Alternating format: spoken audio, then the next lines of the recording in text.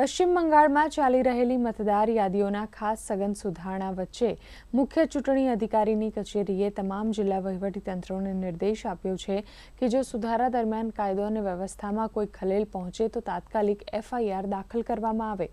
નિર્દેશમાં જણાવાયું છે કે જો જરૂરી હોય તો એસઆઈઆર સંબંધિત સુનાવણીઓ અનિશ્ચિત સમય માટે સ્થગિત કરી શકાય છે। સુપ્રીમ કોર્ટના 19 જાન્યુઆરીના આદેશને ધ્યાનમાં રાખીને આ સૂચનાઓ જારી કરવામાં આવી હતી। તમામ જિલ્લા ચૂંટણી અધિકારીઓને લખેલા પત્રમાં મુખ્ય ચૂંટણી અધિકારીની કચેરીએ જણાવ્યું હતું કે ચૂંટણી અધિકારીઓ પર તોડફોડ, ધમકીઓ અથવા હુમલાની કોઈપણ ઘટનાની તાત્કાલિક સ્થાનિક પોલીસ સ્ટેશનમાં જાણ કરવી જોઈએ।